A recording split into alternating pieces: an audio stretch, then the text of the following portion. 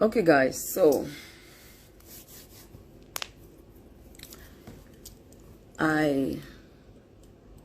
there's no fight for my beautiful people who do not understand Yoruba. You're going to have to pardon me, because majority of what I'm going to have to say, or I want to say, is going to be in Yoruba, because of the person I am directing my message to. There's no war. It's all peace and it's all love. If I speak too much in Yoruba, please pardon me, because it has to do with few certain Yoruba people that I know, and I would like them to understand me very well. So, but before I go to him, I just want to, it baffles me on why people feel that they have a right to control you because they've done one or two things for you before. Shalom, can you echo, Father, please? Do you understand that they've done one or two things for you before, and so you must support them? I am not of that school of thought.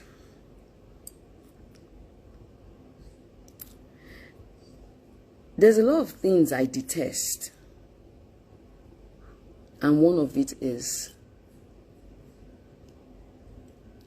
trying to take control of someone's life because you have done that person a favor before. Do you understand? I do not see a need for it. We're all different in our ways of reasoning, in our ways of thinking, in our ways of doing things. We're all different. I don't believe that because I have done you good, you must always follow my path. We all have a right to choose our path. So, I woke up this morning to a video that MC Oluomo did. Maybe he granted it yesterday, I don't know. Yesterday, I saw half of it and I just like, okay. He did a prayer for himself. He said everybody should say amen. I said amen.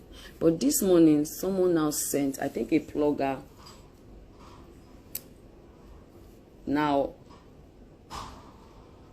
Joe, I'm chiffon.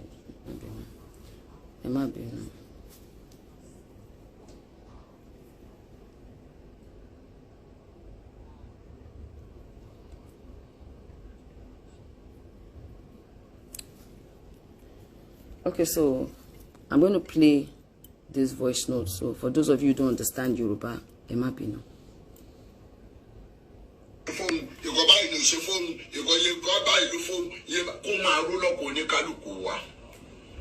Because me, I believe in my God.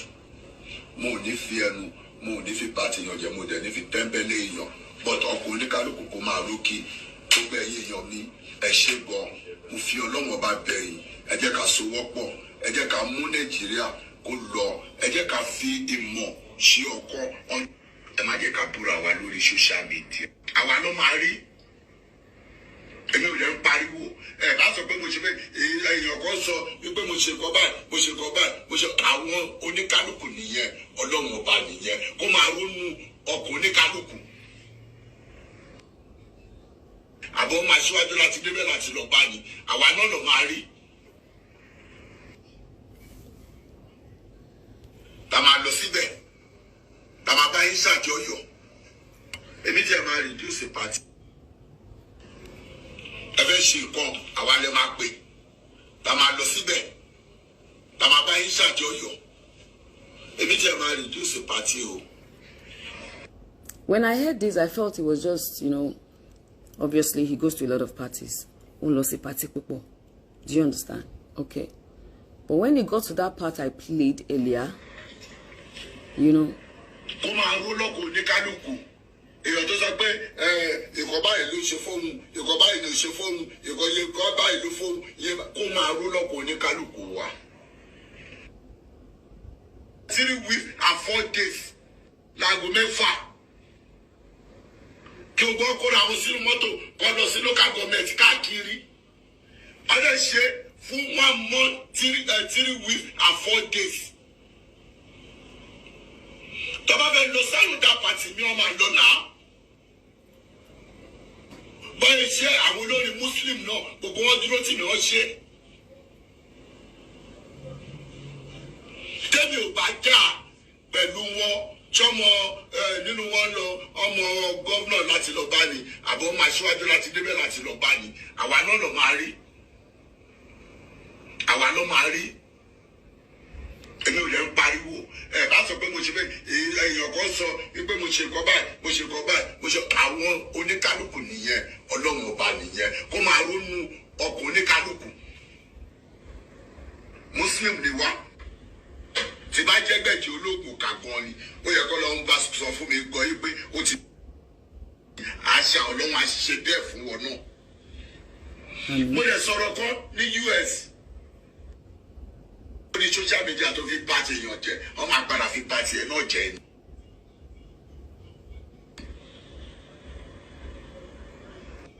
Okay, anyway, ìtó kàn mí nínú gbogbo ọ̀rọ̀ yẹn because gbogbo ẹ̀kọ́ ló kàn mí but ìtó kàn mí nínú gbogbo ọ̀rọ̀ yẹn lèmi fẹ́ sọ̀rọ̀ lé lórí báyìí. Èmi náà wà náà ẹni tó ń ṣorí ní ayé fún yàn yóò dẹ̀ ń lóṣù tí ó rí torí pé èèyàn wá pàtì mi mo rí ẹbí ọ̀rẹ́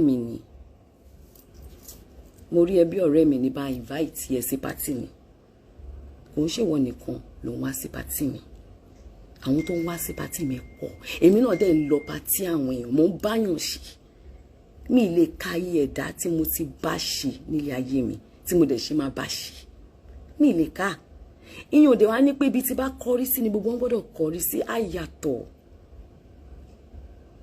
afúnimáwo bẹ̀lú ẹ kí àwọ̀ èèyàn ayé yìí ká máa ṣe èmi ò ń sìnrìgùn mi ń sìnrìgùn béèyàn bá ṣe fún mi because nígbà tí èmi àti ẹ mọ̀ pé ọ̀rẹ́ mi ni ẹ MC and I really like you honestly to be honest mo ṣe ń sọ̀rọ̀ ẹ lánàá bí tí mo wà pé you're a very nice person, you're giving.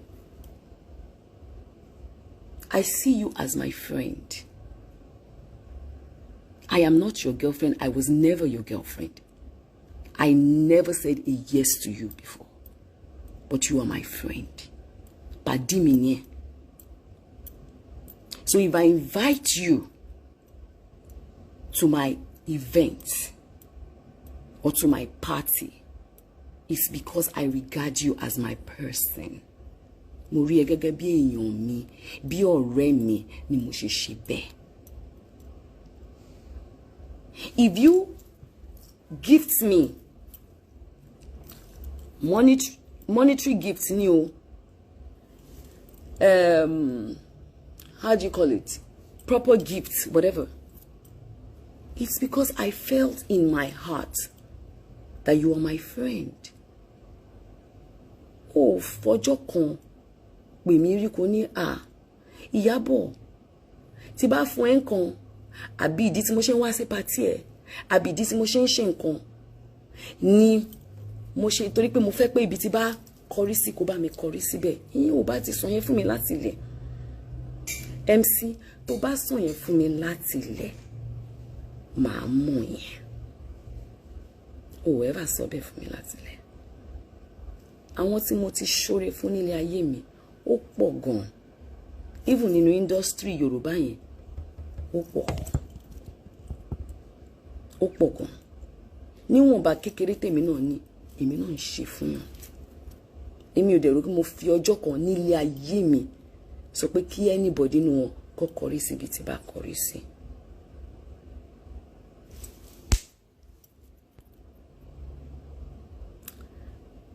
A lot of things tó ti ṣe I have always supported you with. I'm not supporting you because of anything. I'm supporting you because I see you as a good person and you are my friend. But on this case, I choose not to. Because I do not believe in your candidates. Because taking a father, taking a fariwo now. Kuyeko faja, kuyeko fariwo. Kuyeko fabobo wala. If not the aja àbí ewúrẹ́ tó jáde tó ń pariwo pé wọ́n lọ fẹ́ mi ní 3 million. 3 million tó ní wọ́n fún mi gan táwọn sọ. You sent it to me because of to support when my mother died during my mother's burial. Báwo ni wèrè yẹn ṣe gbọ́? Mo dé wo pókè since 30 sọ yẹn kò rántí mú ni wọ́n gan lè má rántí pé ìgbà tó wá party mi gangan ó tún fún mi extra. Ló fi jẹ́ 3.5 mo sọ ọmọ dẹ̀ sọ nǹkan tó ti ṣe. Ìyẹn ò matter. Téèyàn bá ṣe fún yàn má retí kankan, retí lọ́dọ̀ Ọlọ́run torí Ọlọ́run ni ọba tó ń san ẹ̀san. Ọlọ́run ọba tó ń san ẹ̀san. A lot of things that you have done, I have constantly supported you. Kò sí nǹkan tó bá ṣe MC Oluomo tèmi Iyabo kì í débi àfi tí n bá sí Nàìjíríà. Ọ̀rẹ́ mi ni kò matter. A lot of people wà tó jẹ́ pé ẹ ti jọ ṣe opposition rí tó jẹ́ pé ẹ ti wá padà di ọ̀rẹ́. Lẹ́ni is there. Àmọ́ àwọn tí mo mọ̀ rí tó jẹ́ pé PDP ló wà wọ́n ti wà ní APC. Àmọ́ àwọn tí mo mọ̀ ní APC tó ti wà ní PDP ṣe tí wọ́n ti ṣọ̀rẹ́. Pé kí gbogbo kíní máa fa wàhálà. Kò yẹ kó máa fẹjọ́. Nígbà tọ́rọ̀ politics dé fúnra mi mo sọ fún pé èmi ò ṣe APC tàbí PDP. Bó ti yàn ní kí wọ́n á dákẹ́ tí bá rí ẹni tọ́kàn mi yàn láti tẹ̀lé pé mi ò ní lè tẹ̀lé. Tó bá jẹ́ pé kíyàn fún yàn kan ni pé tí bá ti fún ní nǹkan báyìí o gbọ́dọ̀ máa ṣe tèmi ni wàhálà máa ti wà gan nílé ayé o. MC wàhálà máa ti wà MC mo like gan èèyàn mi ní ẹ mo like gan but kò ń ṣe gbogbo bí tí ẹ̀dá bá kọrí sí la gbọ́dọ̀ bá wọn kọrí síbẹ̀. No, ìyẹn ò mí pé mi ò mọ̀ rẹ̀. Ìyẹn ò mí pé mi ò mọ̀ rẹ̀. Ìyẹn ò mí pé mo mọ̀ rẹ̀. Ìwọ náà dẹ̀ mọ̀ yẹn. O lè má like pé mi ò join ẹ pẹ̀lú promoting your godfather or supporting the party. Yeah, it's normal. Ó wà okay. But kò yẹ kó tó gbogbo eléyìí. Tí ẹ máa rán egbére yẹn kó wá máa sọ yàbàyàbà sí mi. Tí nítòótọ́ tẹ́ bá fẹ́ peace. Fídíò tí egbére yẹn ṣá tó méjì mẹ́rin á tó mẹ́rin márùn lórí page yẹn náà. Olórí la pè ẹ́ ó ṣe pé kó sọ pé wá stop ẹ̀. Kí ló ń ṣe gbogbo eléyìí fún? Ta ló ránṣẹ́ kó lọ máa ṣe gbogbo eléyìí? Kò bá sọ bẹ́ẹ̀ fún. Torí owó tó sọ yẹn gan láàrin mi wà àti ẹni.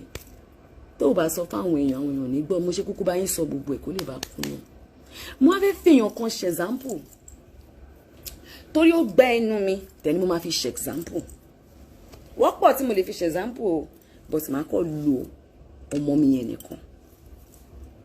Tó ń jẹ́ ṣe mí lórí pretty lórí IG tí gbogbo èèyàn mọ̀ sí Kudi Ògúnrò. Ọmọ mi ni Kudi Ògúnrò. Ògúnrò tó ń jẹ́ èmi ni mo fún lórúkọ yẹn, orúkọ bàbá mi ni. She is my first adopted child. First adopted child. Nígbà tí mo máa gba Kudi, mo gba Kudi tí ọmọ tọmọ ni. Tọmọ ni mo fi gba Kudi. 10 to 11 years ni Kudi fi gbé lọ́dọ̀ mi tó bá tiẹ̀ jù bẹ́ẹ̀ lọ́gán. Tí mo dẹ̀ fi rán ọmọ ẹ̀ lọ sí school tí mo fi ṣe gbogbo nǹkan fóun náà. Acting tó ṣe lénìí yìí èmi yìí lẹ́yìn Ọlọ́run ṣá èmi yìí tí mo mú wọ nìyẹn wọ acting tó ń ṣe Yorùbá movie industry tí ṣe mí lórí pretty wà lónìí. Ọmọ mi ni Kudi. Oore tí mo ṣe fún Ọlọ́run nìkan ló lè san. Ore tí mo ṣe fọ́ọ̀mù ẹ̀ Ọlọ́run nìkan ló lè san. Wàláì mi mọ ẹyẹ tó ṣukú dí nígbà tí mo gba Kudi sílé nígbà tí mo ṣe gbé ní Kòròdú. Ẹ bèrè lọ́wọ́ ẹ̀ Kudi wà ń bẹ̀. Mi mẹyẹ tó ṣukú dí. Wọ́n pọ̀ o. Wọ́n pọ̀ bẹ́ẹ̀ o tí mo ti gbà tí wọ́n wà pẹ̀lú mi. Wọ́n pọ̀ tí mo ti ṣoore fún nílé ayé mi. Àtàwọn actresses tó wà nínú industry. Kò sẹ́ni tó bẹ̀ mí ṣe tó bá mi ṣọ̀rẹ́ rí. I stand to be corrected o. I stand to be corrected. Kò sí ọ̀rẹ́ tó sì bẹ̀ mi Olúbùnmi ọmọ Fẹ́túgà ṣe rí. Èmi ọmọ Olúbùnmi ọmọ Fẹ́túgà ṣe. Tí mi ò ṣoore fún. Kò sí nǹkan tó gbé wàhálà wá sọ́dọ̀ mi. Tó lọ opportunity láti rí mi tí mi ò dẹ̀ ràn lọ́wọ́ rí.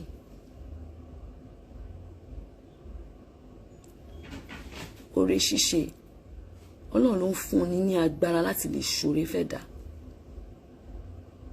Ọlọ́run bá dẹ̀ ló ń san oore yẹn. Èèyàn ń sìnrègùn lórí oore tó bá ṣe o. Nítorí pé lónìí tá bá jókòó tá bá máa wo ọdún mélòó sí ọjọ́ èní, a máa jókòó a máa wò pé kí ni ìdí tá fi ń jà. Asán nílé ayé. Kò sóhun tá mú wá sílé ayé yìí, kò dẹ̀ sóhun tá máa mú lọ. MC kò sí wọn.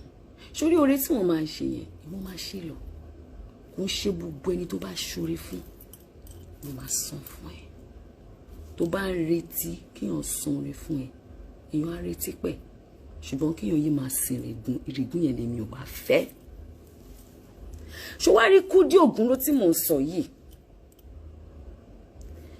APC ló ń ṣe. APC ni Kudi ń ṣe. Mi ìdẹ títorí ẹ̀ bínú sí. Mi títorí ẹ̀ bàjá. Ọmọ mi ni. Bóhun lọ́la kó ṣe LMPPP. Ọmọ mi tí mo bínú mi Festus àti Priscilla. Tó bá di lọ́la tán ni mọ́mí o èèyàn báyìí làwọn ṣe. Mi ò lè ní kó má ṣe.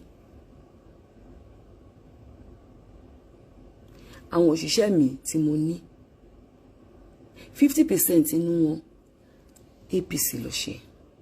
Mi títorí ẹ̀ sáàkì wọn. Mi dẹ̀ títorí ẹ̀ sọ pé mi ò ní san sálárì wọn. Mi dẹ̀ títorí ẹ̀ sọ pé wọn ò ní ṣiṣẹ́ fún mi mọ́. Títí kan driver mi kan ó ní mọ́mí APC lè máa dìgbò fún. Mo ní gún ọ̀sán dìgbò tiẹ̀. Everybody ló wà entitled sí choice. Wọ́n mi wá mú nǹkan tí kí ni ṣe wá fa ogun báyìí kò yé mi. Kò yé mi. Mi mọ wàhálà tó wà ńbẹ̀. Táwọn kan sọ pé nítorí pé ọkọ mi jẹ́ Ìgbò. Nígbà EndSARS jẹ́ nìyẹn disturb mi jẹ́ ìjọ sẹ́yìn. Nígbà EndSARS tí gbogbo àwọn ọmọ tí wọ́n patọ́pa níwájú tógètì ni mo ti sọ pé mi ò ní ṣe APC àti PDP mọ́. Tí Paulo bá dìde nígbà campaign tó sọ pé òun fẹ́ ṣe APC àbí PDP, á ṣe tiẹ̀ lọ́tọ̀, má ṣe tèmi lọ́tọ̀ ni. Á ṣe tiẹ̀ lọ́tọ̀, má ṣe tèmi lọ́tọ̀.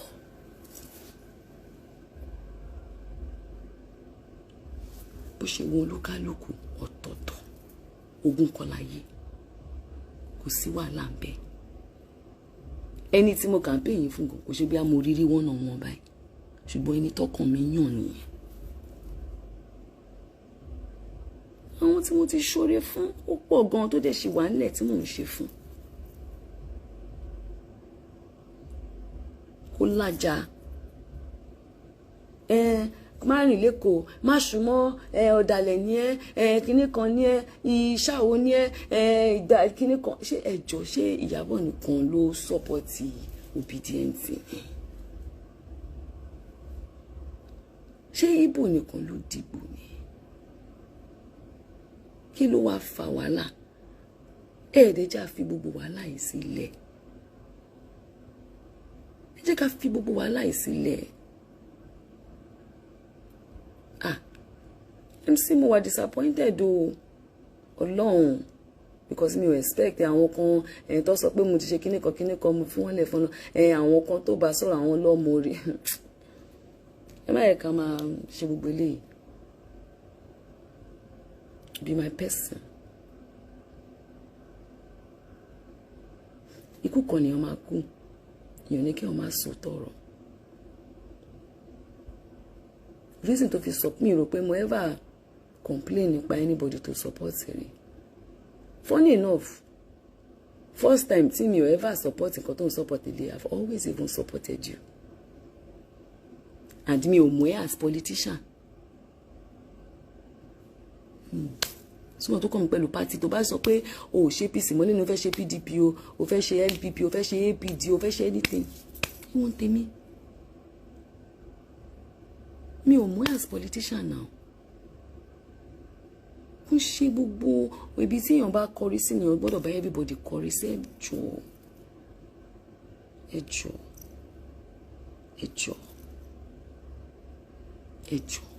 please ẹ jọ̀ọ́. Tó bá believe pé nítorí pé mi ò support ẹ mi ò mọ̀re nìyẹn. Ó kù èmi, ó kù Ọlọ́run. Ó kù èmi, ó kù Ọlọ́run. Ṣùgbọ́n ẹ má jẹ́ ká máa sìnrìn kú. Orí pọ̀ téèyàn máa ṣe fúnra wọn. Àwọn tá à ń ti torí ẹ̀gàn ṣe gbogbo wàhálà yìí gan. Wọ́n sì máa jọ jókòó tí gbogbo wọn sì máa jọ sọ̀rọ̀ tó sì máa jọ gbé contract fúnra wọn tó sì máa jọ ṣe láàrin ara wọn. Má yẹ ká máa ṣe gbogbo eléyìí. Torí pé èèyàn kò kì í ṣe Yorùbá a gbọ́dọ̀ dìbò fún, nítorí pé èèyàn jẹ́ ká má máa ṣorí àlè mindset olúkálùkù ọ̀tọ̀ọ̀tọ̀. Bolúkálùkù ṣe believe láti ṣe nǹkan ẹ̀ ọ̀tọ̀ọ̀tọ̀ ni. But ẹ má máa castigate èèyàn nítorí choices tẹ́ni ẹ choose láti make. Ẹ jọ̀ọ́ nítorí Ọlọ́run. Ire o.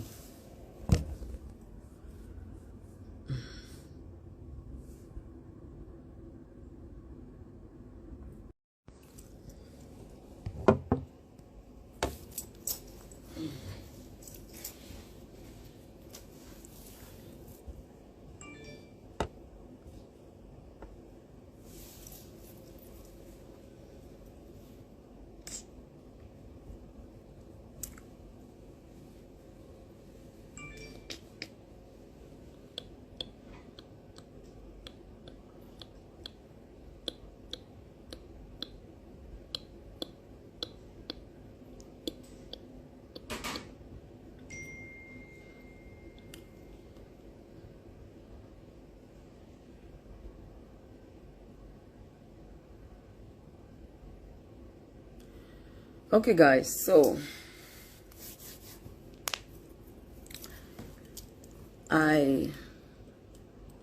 there's no fight for my beautiful people who do not understand Yoruba. You're going to have to pardon me, because majority of what I'm going to have to say, or I want to say, is going to be in Yoruba because of the person I am directing my message to. There is no war. It's all peace and it's all love. If I speak too much in Yoruba, please pardon me, because it has to do with few certain Yoruba people that I know, and I would like them to understand me very well. So, but before I go to him, I just want to, it baffles me on why people feel that they have a right to control you because they've done one or two things for you before. Shalom, can you echo, Father, please? Do you understand that they've done one or two things for you before? And so you must support them. I am not of that school of thought.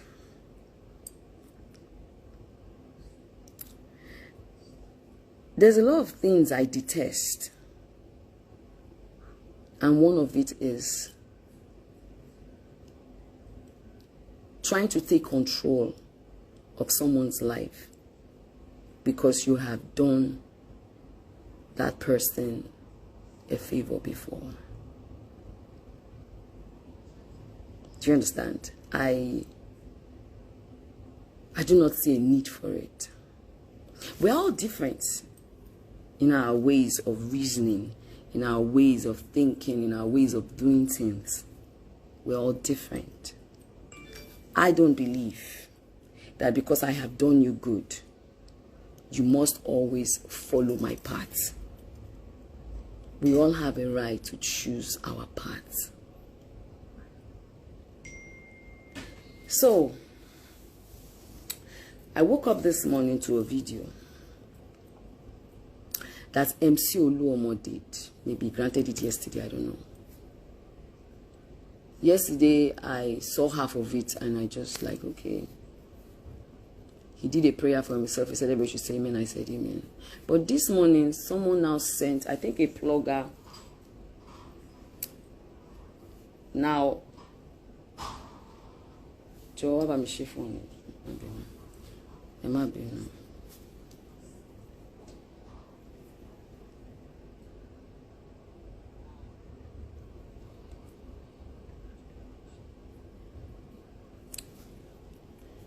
Okay, so I'm going to play this voice note. So for those of you who don't understand Yoruba, Emabino.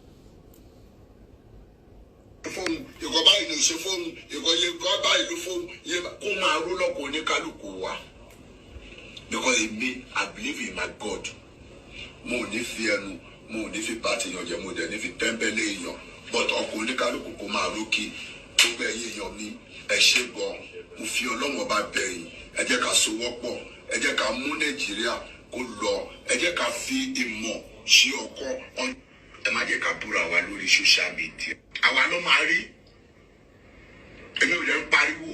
Ẹ bá sọ pé mo ṣe èèyàn kan sọ wípé mo ṣe kọ báyìí, mo ṣe kọ báyìí, mo ṣe àwọn oníkálùkù nìyẹn, Ọlọ́run Ọba nìyẹn. Kó máa ronú ọkàn oníkálùkù. Àbọ̀ máa ṣíwájú láti débẹ̀ láti lọ bá ní. Àwa náà lọ máa rí.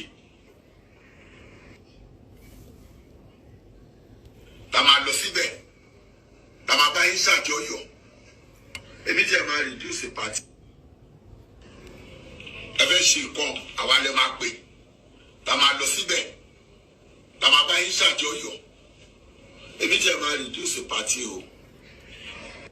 When I heard this, I felt it was just, you know, obviously he goes to a lot of parties. Party people. Do you understand? Okay. But when he got to that part I played earlier, you know,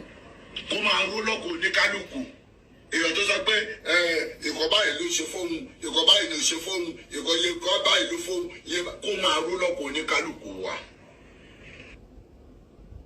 3 weeks and 4 days láago mẹ́fà kí o gbọ́ kó ra àwọn sínú mọ́tò kọ́ lọ sí local government káàkiri. Ọdẹ ṣe fún 1 month 3 weeks and 4 days. Tọ́ba fẹ́ lọ sálùdà pàtì mi ọmọ àlọ́ náà. Báyìí ṣe àwọn olórin Muslim náà gbogbo wọn dúró tì mí wọ́n ṣe. Tẹ́mi ò bá jà pẹ̀lú wọn tọ́mọ nínú wọn lọ ọmọ gọ́vnà láti lọ bá ní àbọ̀ ọmọ aṣíwájú láti débẹ̀ láti lọ bá ní. Àwa náà lọ máa rí. Àwa ló máa rí. Èmi ò lè ń pariwo. Ẹ bá sọ pé mo ṣe èèyàn kan sọ wípé mo ṣe kọ báyìí, mo ṣe kọ báyìí, mo ṣe àwọn oníkálùkù nìyẹn, Ọlọ́run Ọba nìyẹn. Kó máa ronú ọkàn oníkálùkù. Muslim ni wá. Tí bá jẹ́ gbẹ̀jì ológun kàgan ni, ó yẹ kó lọ ń bá sọ fún mi gbọ́ yí pé ó ti àṣà Ọlọ́run àṣìṣe bẹ́ẹ̀ fún wọn náà. Mo lè sọ̀rọ̀ kan ní US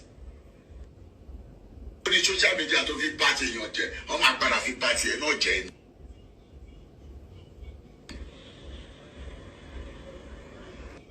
Okay, anyway, ìtó kàn mí nínú gbogbo ọ̀rọ̀ yẹn because gbogbo ẹ̀kọ́ ló kàn mí, but ìtó kàn mí nínú gbogbo ọ̀rọ̀ yẹn lèmi fẹ́ sọ̀rọ̀ lé lórí báyìí. Èmi náà wà náà ẹni tó ń ṣorí ní ayé fún yàn, yóò dẹ̀ ń lóṣù tí ó rí. Torí pé yàn wá pàtí mi, mo rí ẹ bí ọ̀rẹ́ mi ni. Mo rí ẹ bí ọ̀rẹ́ mi ní bá invite ẹ sí pàtí mi. Kò ń ṣèwọ nìkan ló ń wá sí pàtí mi. Àwọn tó ń wá sí pàtí mi pọ̀. Èmi náà dẹ̀ ń lọ pàtí àwọn èèyàn, mo ń báyàn ṣe. Mi lè ka iye ẹ̀dá tí mo ti bá ṣe nílé ayé mi, tí mo dẹ̀ ṣe máa bá ṣe. Mi lè ká. Ìyẹn òde wá ní pé ibi tí bá kọrí sí ni gbogbo wọn gbọ́dọ̀ kọrí sí àyàtọ̀.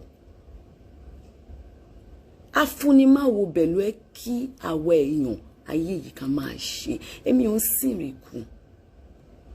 Mi ń sìnrìnkùn. Bí èèyàn bá ṣe fún mi. Because nígbà tí èmi àti ẹ mọ̀ pé ọ̀rẹ́ mi ni ẹ MC and I really like you honestly. To be honest, mo ṣe sọ̀rọ̀ ẹ lánàá bí mo pé you're a very nice person, you're giving. I see you as my friend. I am not your girlfriend. I was never your girlfriend. I never said a yes to you before. But you are my friend. Pàdí mi ni ẹ. So if I invite you to my event or to my party, it's because I regard you as my person. Mo rí ẹ gẹ́gẹ́ bí èèyàn mi, bí ọ̀rẹ́ mi ni mo ṣe ṣe bẹ́ẹ̀. If you gift me monetary gifts ni o, how do you call it? Proper gifts, whatever. It's because I felt in my heart that you are my friend. Oh, fọjọ́ kan pè mí rí kò ní Iyabo tí bá fún ẹ nǹkan àbí ìdí tí mo ṣe ń wá sí party ẹ àbí ìdí tí mo ṣe ń ṣe nǹkan ni mo ṣe torí pé mo fẹ́ pé ibi tí bá kọrí sí kó bá mi kọrí síbẹ̀. Ìyẹn ò bá ti sọ yẹn fún mi láti ilẹ̀. MC tó bá sọ yẹn fún mi láti ilẹ̀ màá mọ̀ yẹn. Ò ever sọ bẹ́ẹ̀ fún mi láti ilẹ̀. Àwọn tí mo ti ṣoore fún nílé ayé mi ó pọ̀ gan. Even nínú industry Yorùbá yẹn ó pọ̀. Ó pọ̀ gan. Níwọ̀nba kékeré tèmi náà ní èmi náà ń ṣe fún yàn. Èmi ò dẹ̀ rò pé mo fi ọjọ́ kan nílé ayé mi sọ pé kí anybody nínú wọn kó kọrí sí ibi tí bá kọrí sí.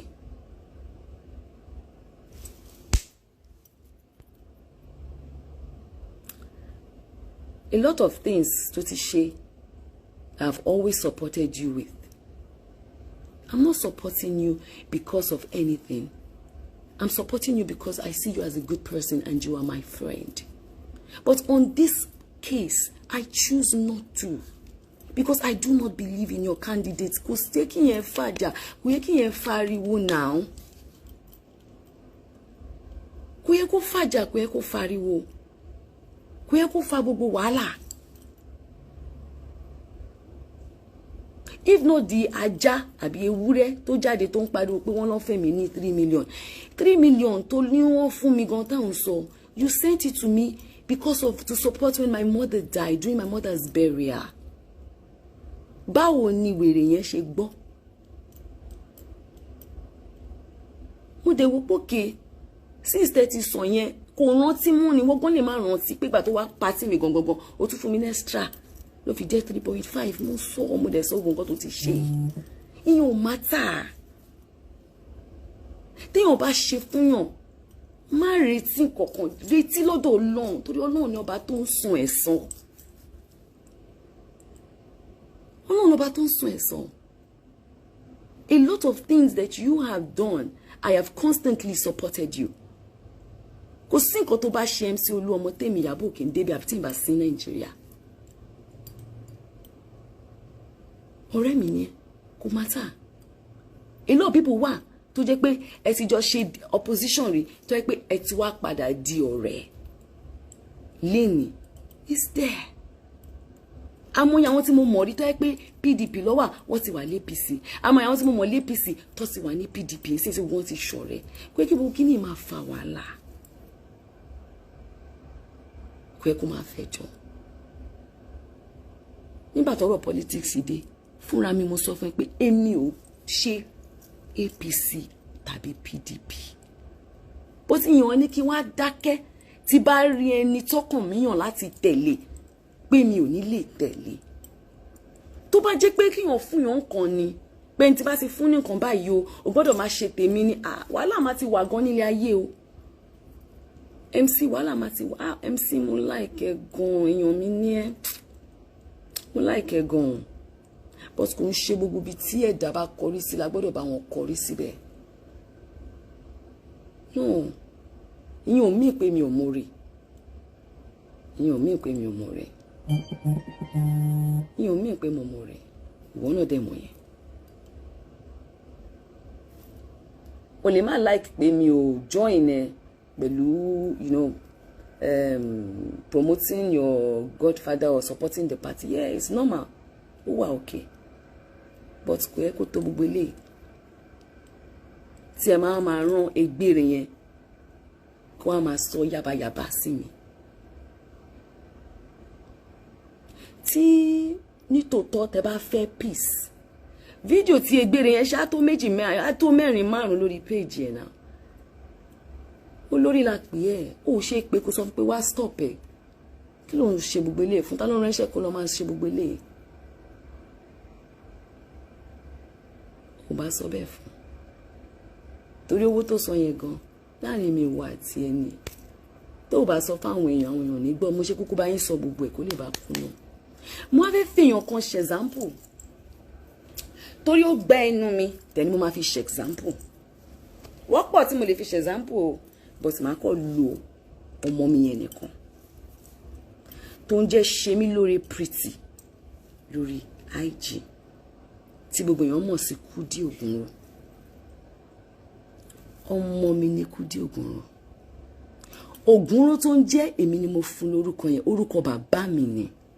She is my first adopted child. First adopted child. Nígbà tí mo máa gba Kúdí, mo gba Kúdí tí ọmọ-tọmọ ni. Tọmọ-tọmọ ni mo fi gba Kúdí. 10 to 11 years ní Kúdí fi gbé lọ́dọ̀ mi tó bá tiẹ̀ jù bẹ́ẹ̀ lọ́kàn. Tí mo dẹ̀ fi rán ọmọ ẹ̀ lọ sí school tí mo fi ṣe gbogbo nǹkan fún òun náà. Acting tó ṣe lénìí èmi yìí lẹ́yìn Ọlọ́run ṣá èmi yìí tí mo mú wọ nìyẹn wọ acting tó ń ṣe Yorùbá movie industry tí ṣe mí lórí pretty wà lónìí. Ọmọ mi ni Kúdí. Oore tí mo ṣe fún Ọlọ́run nìkan ló lè san. Oore tí mo ṣe fún ọmọ ẹ̀ Ọlọ́run nìkan ló lè san. Wàhálà mi mọ ẹyẹ tó ṣu Kúdí nígbà tí mo gba Kúdí sílé nígbà tí mo ṣe gbé ní Kòròdú. Ẹ bèrè lọ́wọ́ ẹ̀ Kúdí wà ńbẹ̀. Mi mẹ́yẹ tó ṣu Kúdí. Wọ́n pọ̀ bẹ́ẹ̀ o tí mo ti gbà tí wọ́n wà pẹ̀lú mi. Wọ́n pọ̀ tí mo ti ṣoore fún nílé ayé mi. Àtàwọn actresses tó wà nínú industry. Kò sẹ́ni tó bẹ̀ mí ṣe tó bá mi ṣọ̀rẹ́ rí. I stand to be corrected o. I stand to be corrected. Kò sí ọ̀rẹ́ tó ti bẹ̀ mi Olúbùnmi ọmọ Fẹ́túgà ṣe rí. Èmi ọmọ Olúbùnmi ọmọ Fẹ́túgà ṣe tí mi ò ṣoore fún. Kò sí nǹkan tó gbé wàhálà wá sọ́dọ̀ mi tó lọ opportunity láti rí mi tí mi ò dẹ̀ ràn lọ́wọ́ rí.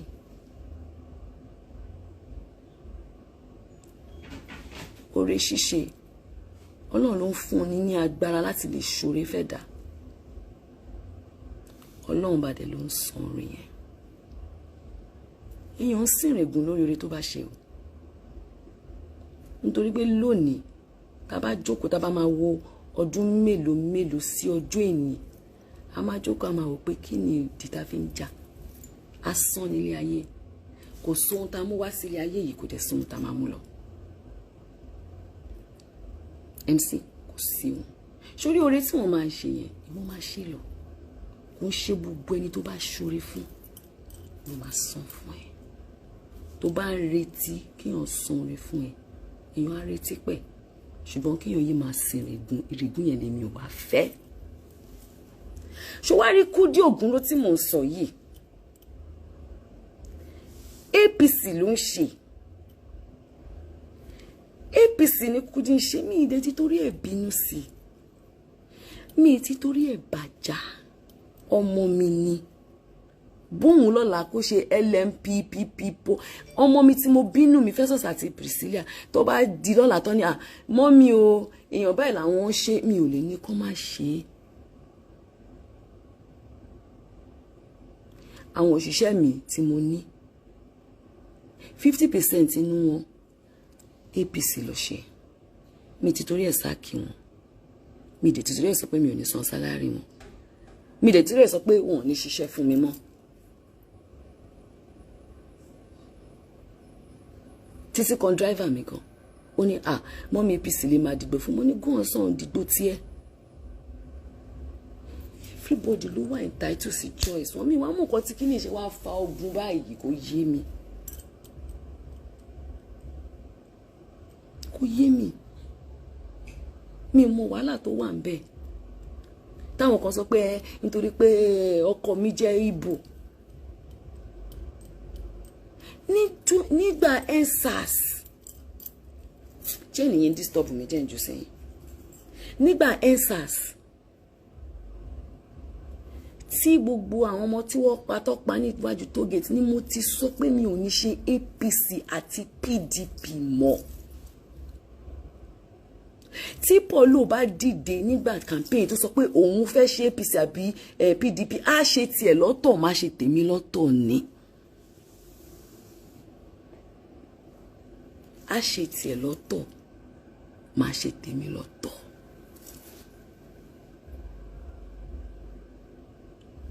bó ṣe wo olúkálùkù ọ̀tọ̀ọ̀tọ̀ ogun kan láyé kò sí wàhálà ń bẹ ẹni tí mo campaign yìí fún kò ṣe bí mo rírí wọ́n náà wọ́n báyìí ṣùgbọ́n ẹni tọ́kàn mi yàn nìyẹn àwọn tí mo ti ṣoore fún ó pọ̀ gan tó dẹ̀ ṣì wà nílẹ̀ tí mò ń ṣe fún kó lájà má rìn lẹ́kọ̀ọ́ má súnmọ́ ọ̀dàlẹ̀ ní kíní kan ní ìṣàwó ní ìdá kíní kan ṣé ẹjọ́ ṣé Ìyábọ̀ nìkan ló sọ́pọ̀tì obedient ṣé Ìgbò nìkan ló dìbò ni kí ló wá fa wàhálà ẹ̀ẹ́dẹ́jà fi gbogbo wàhálà yìí sílẹ̀ ẹ jẹ́ ká fi gbogbo wàhálà yìí sílẹ̀. MC mo wà disappointed o Ọlọ́run because mi ò expect àwọn kan tó sọ pé mo ti ṣe kíní kan mo fún wọn lẹ̀ fún àwọn kan tó bá sọ̀rọ̀ àwọn lọ́mọ rí ẹ má yẹ ká máa ṣe gbogbo eléyìí be my person ikú kan ni wọ́n máa kú èèyàn ní kí wọ́n máa sọ tọ̀rọ̀ reason to fi sọ mi rò pé mo ever complain nípa anybody to support me. Funny enough, first time tí mi ò ever support nǹkan tó ń support ilé, I've always even supported you. And mi ò mọ̀ ẹ́ as politician. Sọ́wọ́n tó kọ́ mi pẹ̀lú party tó bá sọ pé o ò ṣe APC mọ́ nínú o fẹ́ ṣe PDP o fẹ́ ṣe LPP o fẹ́ ṣe APD o fẹ́ ṣe anything. Kí wọ́n tèmi? Mi ò mọ̀ ẹ́ as politician now. Kò ṣe gbogbo ibi tí èèyàn bá kọrí sí èèyàn gbọ́dọ̀ bá everybody kọrí sí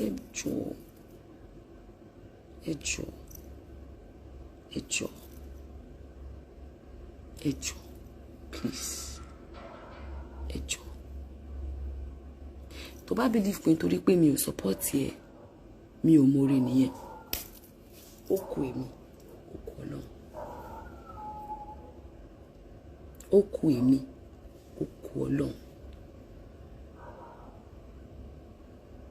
Ṣùgbọ́n ẹ má jẹ́ ká máa sìnrìn kù. Orí pọ̀ téèyàn máa ṣe fúnra wọn. Àwọn tá à ń ti torí ẹ̀gàn ṣe gbogbo wàhálà ìgàn, wọ́n sì máa jọ jókòó tí gbogbo wọn sì máa jọ sọ̀rọ̀, tó sì máa jọ gbé contract fúnra wọn, tó sì máa jọ ṣe láàrin ara wọn. Mẹ́ẹ̀ká máa ṣe gbogbo eléyìí. Torí pé èèyàn kò kì í ṣe Yorùbá, a gbọ́dọ̀ dìbò fún. Nítorí pé èèyàn jẹ́ ká ẹ má máa ṣorí àlè mindset olúkálùkù ọ̀tọ̀ọ̀tọ̀. Bolúkálùkù ṣe believe láti ṣe nǹkan ẹ̀ ọ̀tọ̀ọ̀tọ̀ ni. But ẹ má máa castigate èèyàn nítorí choices tẹ́ni ẹ choose láti make. Ẹ jọ̀ọ́ nítorí Ọlọ́run. Ire o.